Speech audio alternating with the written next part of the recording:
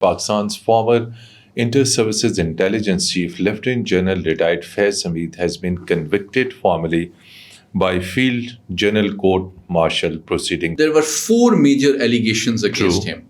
One, as you rightly pointed out, was involving himself in political activities. Secondly, to misuse his office and uniform for extracting some personal benefits of financial nature. Thirdly, a very serious allegation against him was the violation of Official Secrets Act. And fourthly, he misused his office and his resources for personal gains and to shape the political environment without the permission of the military high command. This sends a very clear and unambiguous message to all serving and retired military officers that nobody is above the law. This is a very important message for those political parties as well who expect to get some benefit from a military. Pakistan's current military is very clear that its leadership has repeatedly emphasized and proven through this verdict that it will not allow any military officer to indulge in politics. 2-3 characters are yet to be punished on 9th May account, really. So do you think in future those who are remaining in connection with 9th May cases could also be punished, including founder chairman PTI? It's only General Faiz who has been convicted, or the others who might have been involved in abetting and facilitating the 9th May may also be tried and convicted.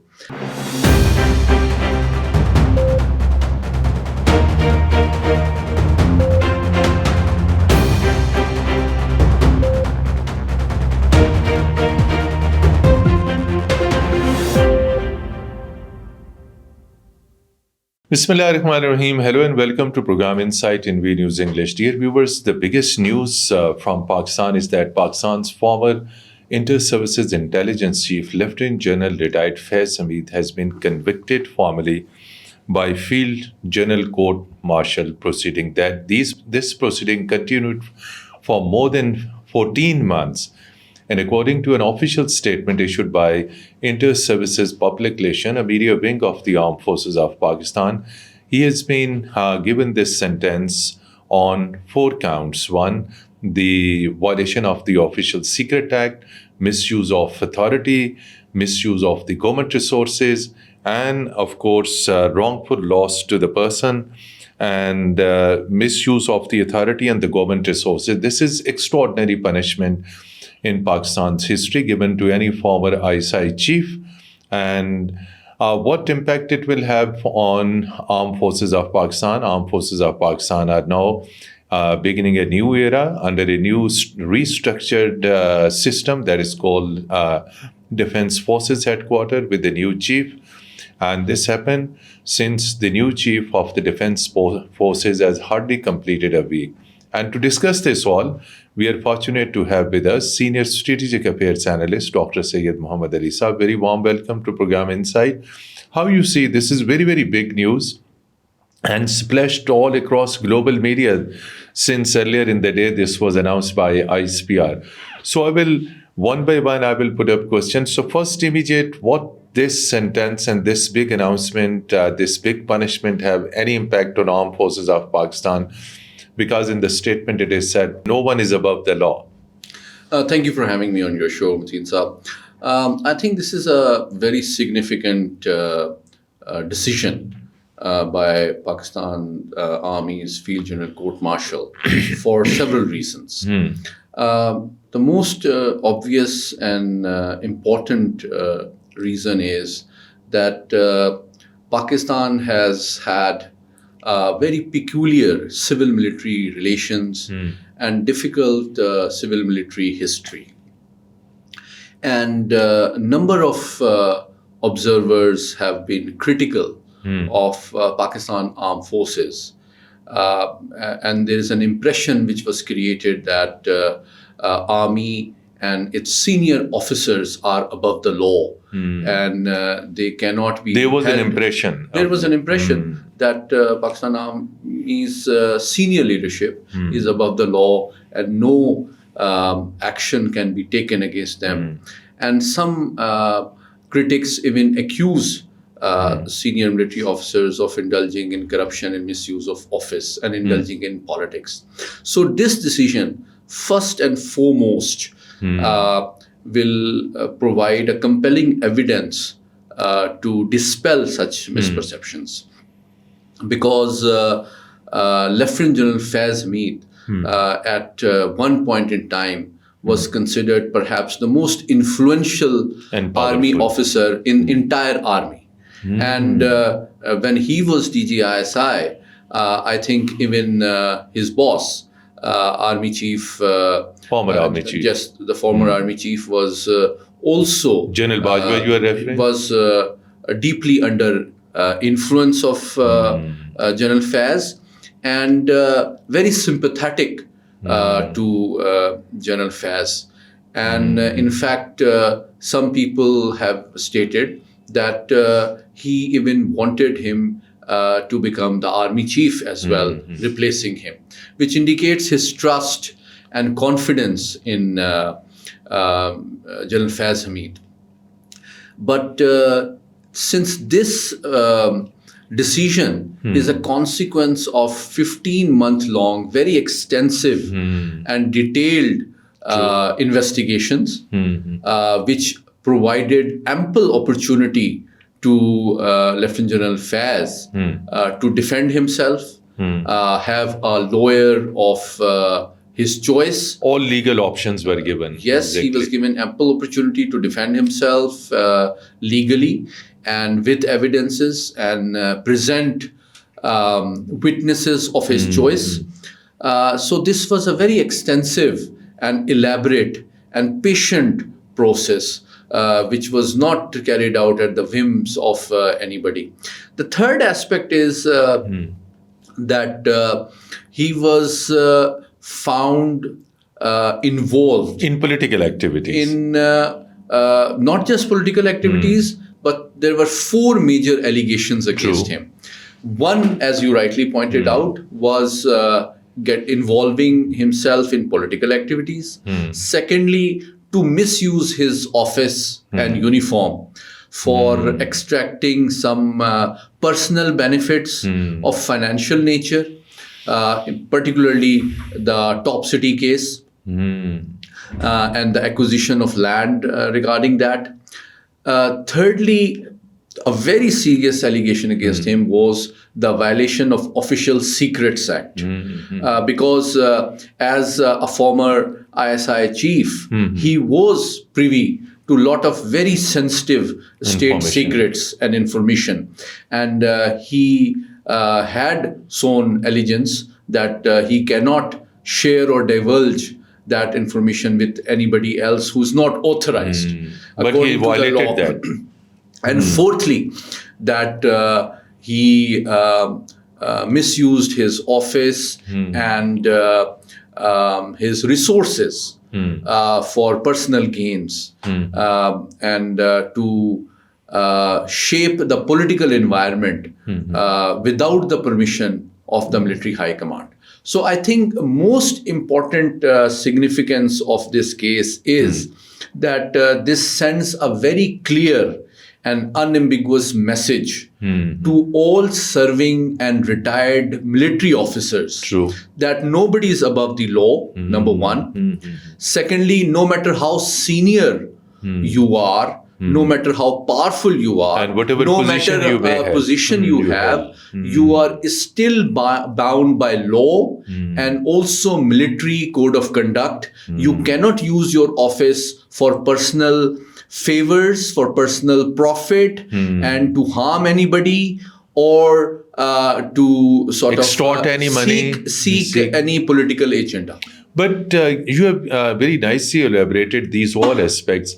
So why he has been given, despite at the senior most level, although you quoted all the relevant things that he would indulge in these all things, These were the reasons that he was given that strict punishment. It is very, very indeed rigorous imprisonment word is used. I think this also proves that army is an institution which is stronger and more robust than any individual. I'll share with you an episode from the former President General Pervez Musharraf's autobiography, In the Line of Fire. In the Line of Fire. He mentions in his book that during his tenure, the then former ISI chief, General Mahmood, was given a few instructions By the boss. by General Musharraf. And he asked the then DG Military Intelligence to General Ahsan to check and verify whether he has carried out the instructions or not. And Major General Ahsan ul Haq, who was then DG Military Intelligence, reported to General Musharraf that the then DG ISI, who's senior than him, Lieutenant General Mahmood, had not carried out those instructions. And upon investigations, President Musharraf himself wrote in his book that upon getting this information, he removed the then ISI chief. And later, General Ahsan was promoted. He became Corps Commander Peshawar, but he also became DG ISI and eventually retired as a Chairman Joint Chief of Staff. True. So that historical fact also indicates that no single individual, no matter how powerful or influential you are, is above the law, and he is expected to strictly follow the military discipline. True.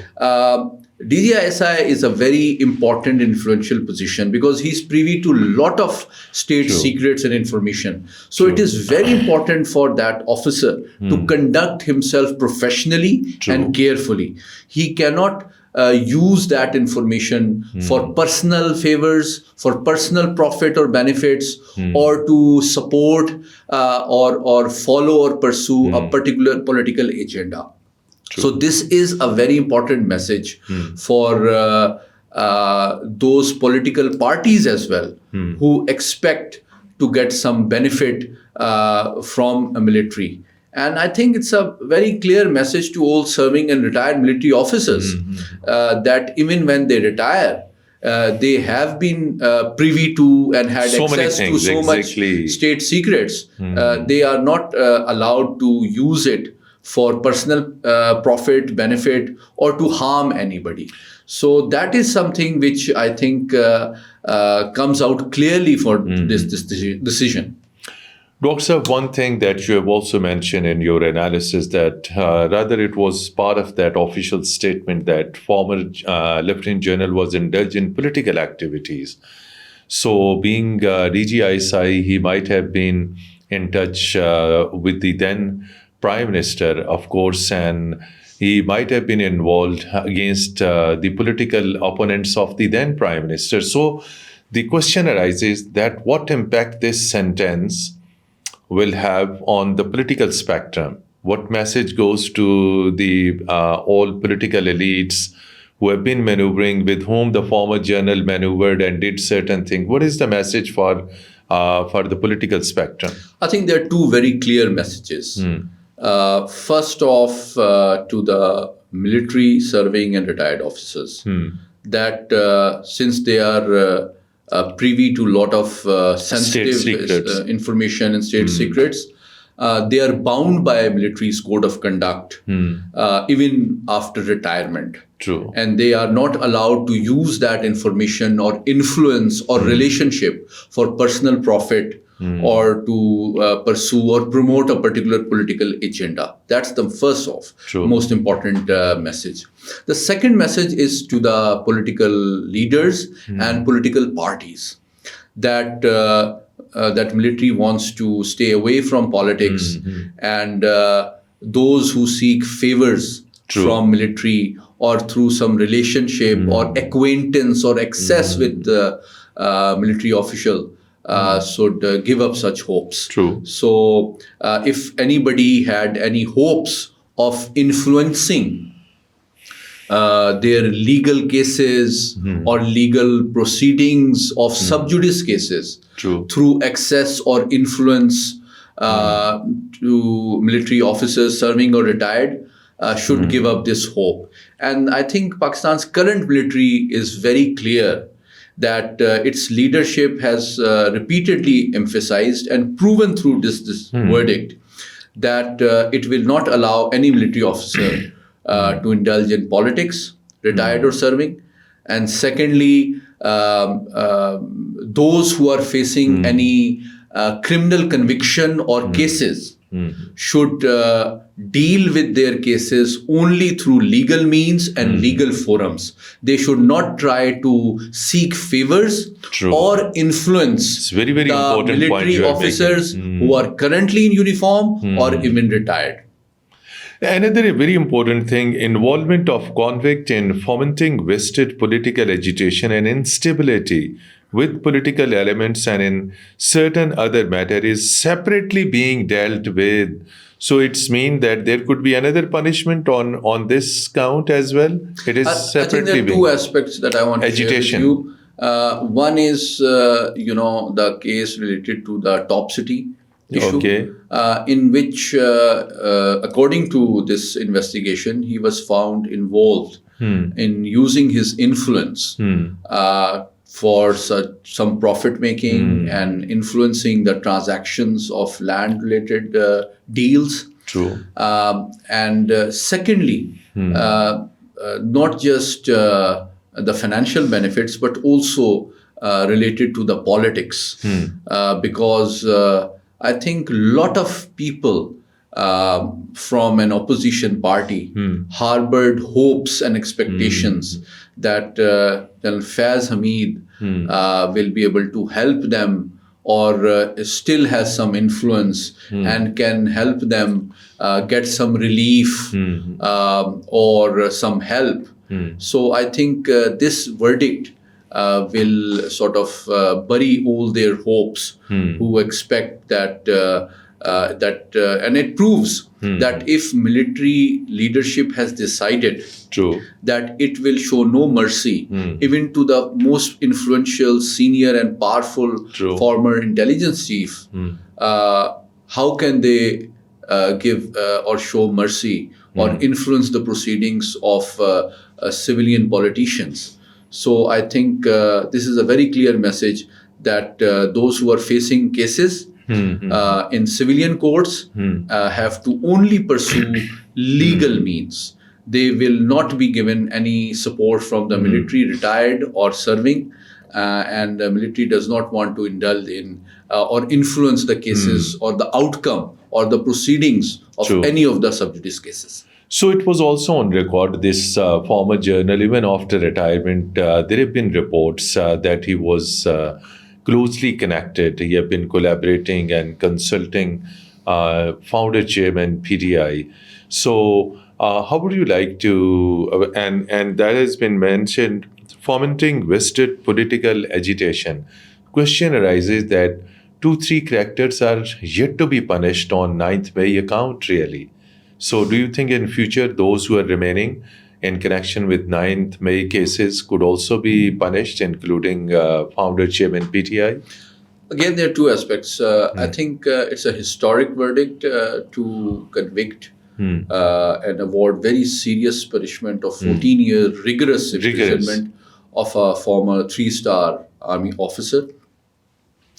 But I think another aspect is that if you recall a briefing of the Pakistan military spokesperson, This last that briefing. it was last Much year. earlier. It was last year Last that number of other military officers were also investigated as part of the proceedings. Some Exactly. retired brigadiers were also part of the inquiry. So it remains to be seen that it's only General Faiz who has been convicted, or the others who might have been involved in abetting and facilitating 9th May. the 9th May may also be tried and convicted. Secondly, I think it is very important that though this is a message to Pakistan's judiciary as well. That, This is important to judiciary as well. And Pakistan's political leadership. That if Pakistan army has decided to punish one of the most powerful, most senior Former spy master. master, then this indicates an expectation from the military establishment, from the judiciary, from the civil service, and from the political parties, that they should also do soul searching and try to identify those individuals who may be influential and powerful, but have misused the public trust and authority. Exactly. Should also be taken to task, so that the public trust improves over the state institutions and the government, that no matter whoever a person may be, no matter how powerful or influential he may be, no matter how senior he may be, he is still accountable before the court of law. And still there are a number of cases pending before different courts across Pakistan as far as political leaders are concerned, misuse of authority, massive corruption, and collaborating with the mafias, with the underworlds. And yet they get clearance by different courts or stays or something like that. So you think in the days to come, this message will have strong impact on judiciary, that all such pending cases should be expedited and anyone who is involved in such practices should be punished? Again, the first aspect is definitely all state institutions must have a soul-searching mechanism, have an introspection, and a system to hold accountable all those individuals, no matter how powerful or influential they are, be it bureaucracy, be it judiciary, be it political parties, be it military. And I think military has created a precedence which is good and must be followed by other pillars of the state. However, I think this is an important message, because now, after the recent amendment in Pakistan's constitution, and the changes in the 27th amendment and changes in the judicial system of Pakistan, I think the senior forums of judiciary must also hold their subordinates accountable and look at their performance, and not just seniority, in order to identify and improve the public trust in the judicial system, and carry out the long overdue reforms, so that public trust and confidence in Pakistan's legal and judicial system improves. Lastly, only, since you keep eye on global affairs, how global international community would be viewing this? I think it will dispel the misperception that many Western and Indian critics have long promoted, that army is above the law, and Pakistan's judicial system and legal system cannot hold its senior generals accountable. I think this verdict will help reduce this misperception, that army will hold all senior members and senior officials, whoever is found guilty of breaching the public trust, misusing the office, and influencing the politics of the country, accountable. So I think this will improve the image and status of Pakistan Army internationally as well. Thank you so much indeed, Dr. Syed Muhammad Ali Saab, for strategically highlighting different aspects of this huge decision by military field court martial, in which former ISI chief, retired Lieutenant General Faiz Hamid, has been sentenced to 14 years rigorous imprisonment. And takeaways that this message is to the judiciary, to the political leadership, and to all such powerful former elites, civil elites, that in case of violation of authority, misuse of authority, plundering the resources, and number of other things. No one is above the law. Thank you so much indeed once again.